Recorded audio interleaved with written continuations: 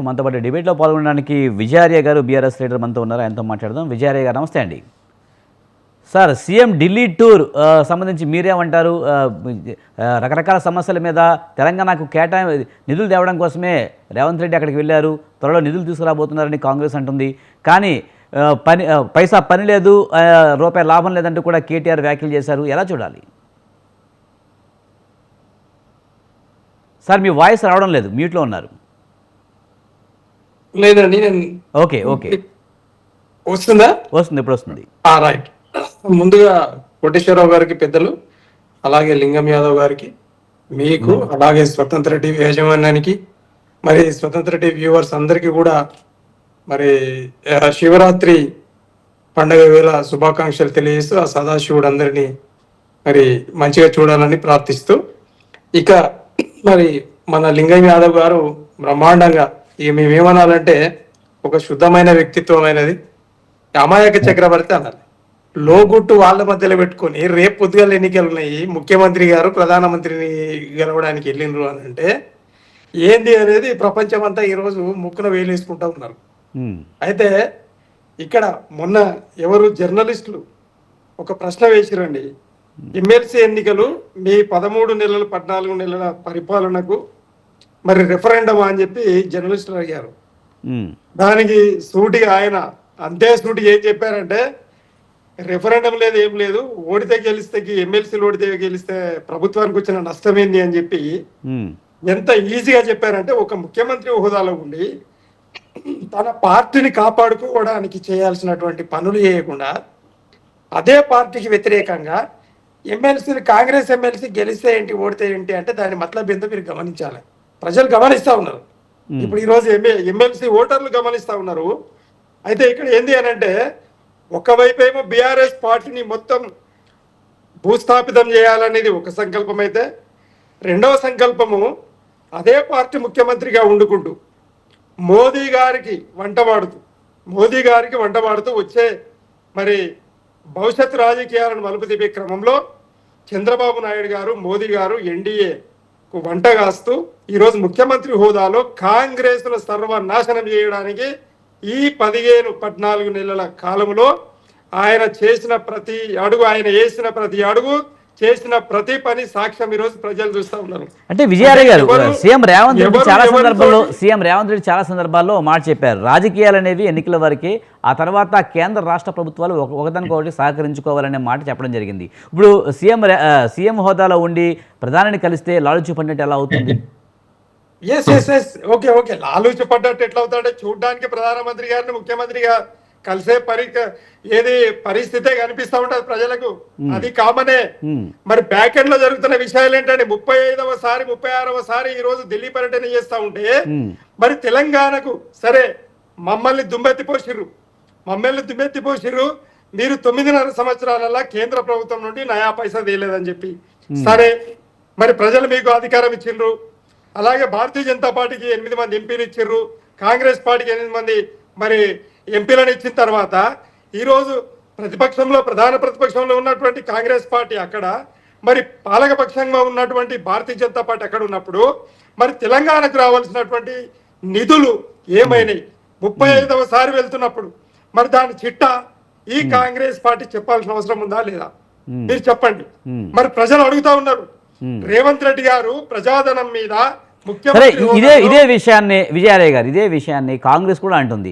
గత 10 ఏళ్లలో కేంద్రం నుంచి మీరేం తెచ్చారు? కనీసం విభజన హామీలు కూడా నెరవేర్చలేకపోయారు కదా, కేంద్రాన్ని ఒప్పించలేకపోయారు కదా, ప్రత్యేకమైన నిధులు తెప్పించలేకపోయారు కదా అని అడుగుతుంది. దానికేమంటారు? మరి దానికి ఏంటి అంటే, వాళ్ళకి కావాల్సింది ఏంటండి, ఈరోజు మనము మన ఆంధ్రప్రదేశ్ మన పక్క అన్నదమ్ముల రాష్ట్రాన్ని మనం గమనించినట్లయితే రాజకీయాలను మీరు 15 సంవత్సరాల రాజకీయాలను మీరు గమనించాల.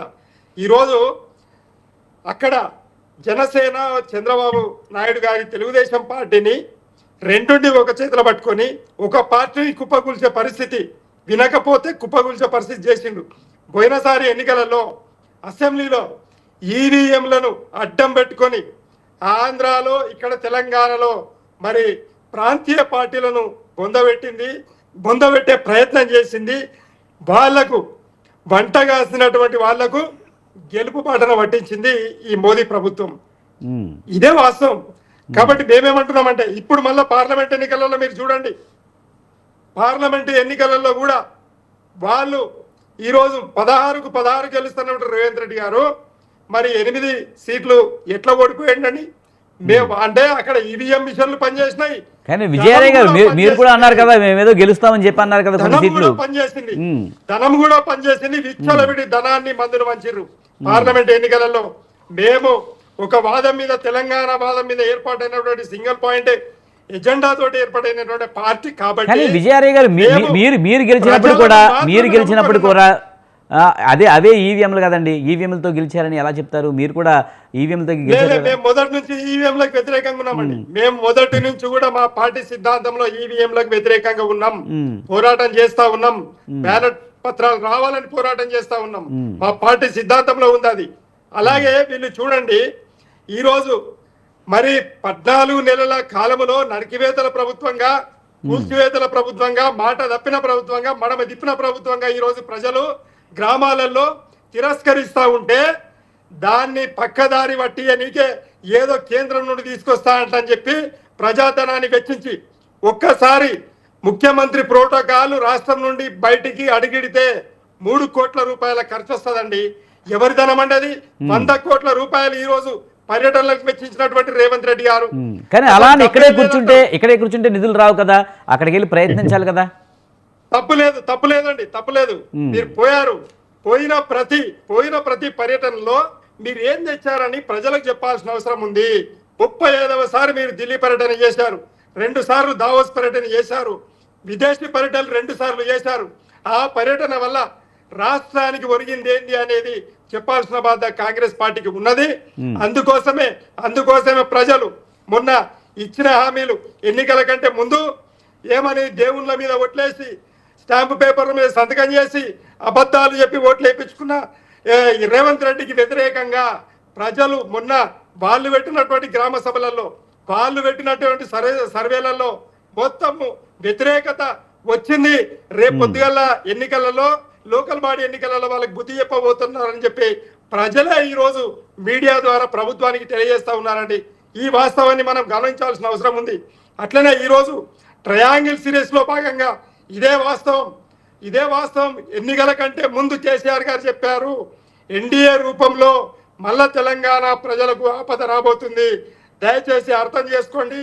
కాంగ్రెస్ పార్టీలో కుమ్మక్కైపోయి రేవంత్ రెడ్డి అనే శాంతిని దించుతా ఉన్నారు. ప్రజలారా ఆ అబద్ధాల కోరు నమ్మొద్దని చెప్పి మరి మా బీఆర్ఎస్ ప్రచారం చేసినా కూడా వాళ్ళ కళ్ళబొల్లి మాటలు నమ్మి ఓట్లేసిన ప్రజలను ఈరోజు నట్టేట ముంచి అబద్ధాలు చెప్పి ఓట్లేపించుకున్న ప్రజలు. కానీ ఇంకొక విషయం విజయారాయ్ గారు, ఇప్పుడు జరగబోతున్న ఎమ్మెల్సీ ఎలక్షన్స్ లో కూడా మీరు అభ్యర్థిని నిలబెట్టకపోవడం వల్ల కాంగ్రెస్ ఏమంటుందంటే మీరు బీజేపీ గెలుపు కోసం ప్రయత్నిస్తున్నారని కాంగ్రెస్ అంటుంది. అలాగే బీజేపీ ఏమంటుందంటే కాంగ్రెస్ గెలుపు కోసం మీరు నిలబెట్టలేదని చెప్తుంది. ఎలా అర్థం చేసుకోవాలి మరి దానికి?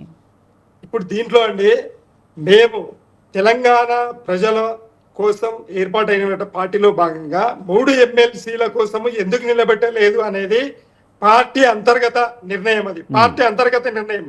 దీన్ని ప్రజలు ఏ విధంగా చూస్ చేస్తారనేది ఆ ఓటర్లకు వదిలేయడం జరిగింది. ఎందుకోసం నిలబడ్డలేదో కూడా కేసీఆర్ గారు చాలా సుస్పష్టంగా మొన్న 19వ తారీఖు చెప్పడం జరిగింది. పార్టీ పునర్నిర్మాణంలో ఉన్నది. రేపు పొద్దుగల లోకల్ బాడీ ఎన్నికల కోసం మొత్తము పార్టీ ఏకీకృతమయ్యే క్రమంలో మేము మీరు చెప్పినట్టు విజయారాయ్ గారు మీరు చెప్పినట్టు మీరు ఎమ్మెల్సీ ఎలక్షన్స్లో అభ్యర్థులు నిలబెట్టలేదని మీ అంతర్గత విషయం అంటున్నారు. కానీ ఏదైనా ప్రజలకు చెప్పాలి కదా, మీరు ఎందుకు నిలబెట్టలేదు? అంటే గతంలో 10 సంవత్సరాలు మీకు అధికారం ఇచ్చారు, అదే నమ్మకంతో ప్రజలు ఉంటారు. ఈసారి వస్తే కనుక బీఆర్ఎస్ని గెలిపిద్దామని ఒక ఆశతో ఉండొచ్చు, నిజంగానే కాంగ్రెస్ మీద అంత వ్యతిరేకత ఉంటే. మరి అలాంటప్పుడు మీరు ఎందుకు నిలబెట్టట్లేదు అనేది ఒక క్లారిటీ ప్రజలకైనా ఇవ్వాలిగా. ప్రజలకు కేసీఆర్ గారు ఇచ్చారండి. కేసీఆర్ గారు స్పష్టంగా ఇచ్చారు. ఎమ్మెల్సీలు మనం నిలబెట్టడం వల్ల వచ్చే లాభం ఎంత, నష్టం ఎంత. ఎమ్మెల్సీలు అనేది శాసన మండలికి సంబంధించినవి. ప్రభుత్వం మనది లేదు. మనం ప్రధాన ప్రతిపక్షంలో ఉన్నాము. కాబట్టి మరి ఇక్కడ ఏదైతే మరి మంచి వ్యక్తులు ఇండిపెండెంట్ గా ఉన్నారో వాళ్ళని గెలిపించుకునే ప్రయత్నం చేస్తామని చెప్పేసి మరి పార్టీ పరంగా నిలబెట్టకుండా ఇండిపెండెంట్ అభ్యర్థులను అంటే ఎవరికైనా మనం ఒక మద్దతు డౌట్ పలుకుదాం. ఒక డౌట్ విజయారాయ్ పార్టీ గారు నిర్మాణంలో- విజయారాయ్ గారు ఒక డౌట్ ఏంటంటే ఇప్పుడు మీరు కాంగ్రెస్ ప్రభుత్వం మీద విపరీతమైన వ్యతిరేకత ఉందని మీరు చెప్తూ ఉన్నారు. నిజంగా ఆ వ్యతిరేకత ఉంటే కనుక ప్రధాన ప్రతిపక్షానికే కలిసి వస్తుంది. కానీ అలాంటి సందర్భాన్ని మీరు ఎందుకు వినియోగించుకోవడం లేదు, ఎందుకు బీజేపీకి వదిలేస్తున్నారు అనే ఒక క్వశ్చన్ అయితే వస్తుంది. లేదండి, ఎందుకంటే మేధావులు కాంగ్రెస్ కు మొన్న మద్దతు పలికిన తర్వాత అదే తెలంగాణ ఉద్యమంలో పాల్గొన్నటువంటి మేధావులు వచ్చి కేసీఆర్ గారిని కలవడం జరిగింది. అయ్యా, ఈసారి ఎమ్మెల్సీ ఎన్నికలలో ఫలానా గ్రూపులు నిలబడతా ఉన్నాయి, దయచేసి కొద్దిగా మీరు వెనకడి వేయండి, మేము ఇండిపెండెంట్ అభ్యర్థులను కానీ ఇతరులను కానీ మేము గెలిపించుకుంటాము, కాంగ్రెస్ పార్టీని బొందబెట్టాల్సిన అవసరం ఉన్నది, మీరు నిలబెడితే అటో ఇటో తేలే పరిస్థితి ఉన్నది కాబట్టి మరి మేధావులందరూ వచ్చి మరి కేసీఆర్ గారితో కలిసి విజ్ఞప్తి చేయడం జరిగిందండి అంతర్గతంగా. అంటే ఒకవేళ నిజంగానే కేసీఆర్ గారు నిజంగానే కాంగ్రెస్ మీద విజయారాయ్ గారు నిజంగా కాంగ్రెస్ మీద తీవ్ర వ్యతిరేకత ఉంది అని అనుకుందాం, అప్పుడు నిజంగానే బీజేపీ గెలిచింది అనుకుందాం ఎమ్మెల్సీ ఎన్నికల్లో, అప్పుడు ఆటోమేటిక్గా బీజేపీ బీఆర్ఎస్ కుమ్మక్క అనే విషయం జనాల్లోకి వెళ్ళే అవకాశం లేదంటారు? లేదు, ఇప్పుడు బీజేపీ ఒక్క నిమిషం అండి, ఇప్పుడు ఈడ అంతర్గతంగా ఏది బీజేపీ కాంగ్రెసా బీఆర్ఎస్ బీజేపీ అనేది ఈడ క్వశ్చన్ మార్క్ లో భాగంగా ఎవరు వైపు అనేది ఎన్నికల తర్వాత మీకు అర్థమవుతుంది కదండి. మేమైతే ఎట్టి పరిస్థితులలో కూడా మేము బీజేపీ పక్షాన మేము లేము బీజేపీ తోటి పోరాటం చేస్తుంది మేము. మీకు ఒక ఎగ్జాంపుల్ చెప్తా అండి. ఈ రోజు రేవంత్ రెడ్డి గారు రాకమునుపు అదాని గారి తమ్ముడు ఇక్కడ ముఖ్యమంత్రి అయిన తర్వాత అదాని గారు తమ్ముడు మరి తన వద్దకు వచ్చి కలిసిన తర్వాత ఆ తర్వాతనే ఈయన దావోస్ వెళ్ళి అదాని గారితో కుమ్మక్కయ్యారు. అదాని గారికి 12,500 కోట్ల కాంట్రాక్టులు ఇక్కడ ఇవ్వడం జరిగింది. అంటే మోదీ గారితో కుమ్మక్కైనటువంటి రేవంత్ రెడ్డి గారు ఈ రోజు జవాబు చెప్పలేని పరిస్థితి ఉంది. కాంగ్రెస్ నాయకులు ఈ రోజు రాహుల్ గాంధీ ఇంటిని ముట్టడిస్తా ఉన్నారు, సోనియా గాంధీ ఇంటిని ముట్టడిస్తా ఉన్నారు, మా ముఖ్యమంత్రిని మీరు చేంజ్ చేయండి వెంటనే, లేదంటే కాంగ్రెస్ పొందబెట్టే పరిస్థితి ఉన్నది. ఒక్క నిర్ణయం కూడా కాంగ్రెస్ పక్షాన ఇవ్వడం లేదు. 420 హామీలు ఇస్తే ఇప్పటిదాకా హామీలు కూడా నెరవేరలేదు. ప్రజలు మొత్తం కాంగ్రెస్ కు వ్యతిరేకంగా ఉందని చెప్పి ఈ రోజు కాంగ్రెస్ అధిష్టానాన్ని ఈ రోజు తట్టి లేపుతా ఉన్నారు. ఈ సందర్భాన్ని గుర్తు చేస్తా ఉన్నా, మాకు బీఆర్ఎస్ కు వచ్చే నష్టం లేదు. రేవంత్ రెడ్డి గారు ఉన్నంత వరకు కాంగ్రెస్ మరి ఖచ్చితంగా ఓటమి పాలు చెందక తప్పదు. మళ్ళీ ఇంకొకసారి కాంగ్రెస్ వచ్చే పరిస్థితి కూడా లేదు. విజయారాయ్ గారు మాట్లాడదామండి.